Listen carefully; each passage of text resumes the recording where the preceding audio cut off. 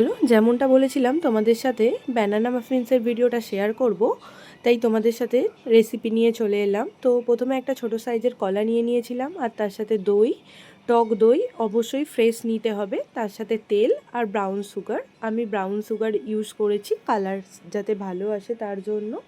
তোমরা কিন্তু এখানে হোয়াইট সুগারও ইউজ করতে পারবে। চলো একটু মিক্স করে নিলাম একসাথে, জিনিসগুলো নিয়ে আমি সাইডে রেখে দেবো, ততক্ষণ না আমরা ড্রাই ইনগ্রিডিয়েন্টসগুলো কিন্তু ছেঁকে নেব। তো ফার্স্ট অফ অল নিয়ে নিয়েছিলাম ময়দা, আর তার সাথে সাথে নিয়ে নিয়েছিলাম বেকিং পাউডার এবং বেকিং সোডা।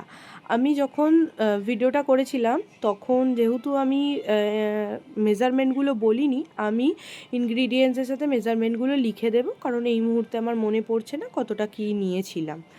আর একটা কথা বলে রাখি, কেকের মধ্যে যে কোনো জিনিস ইউজ করার আগে, I mean dry ingredients use করার আগে সবসময় কিন্তু ছেঁকে নিতে হবে।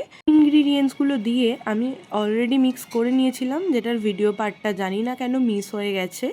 তো তোমরা মিশিয়ে নেবে, মিশিয়ে নিয়ে এবার তোমাদের পছন্দ মতো তোমরা চকো চিপস ইউজ করতে পারো, ভীষণ ভালো যায়, ভীষণ ভালো টেস্টও হয়।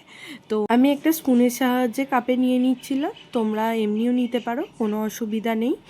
আর প্রিহিট করে নেবে, যদি গ্যাস ওভেনে করো সেটাও 10 মিনিটের জন্য একটু হাই ফ্লেমে করবে, আর ওটিজিতে 180 ডিগ্রিতে তোমরা বেক করবে।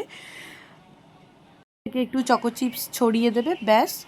আর দেখো কথা বলতে বলতে আমারটাও তৈরি, তোমরাও অবশ্য রেসিপিটা ট্রাই করো, কেমন হয়েছে অবশ্যই জানিও। চলো আজকের মতো টাটা, বাই।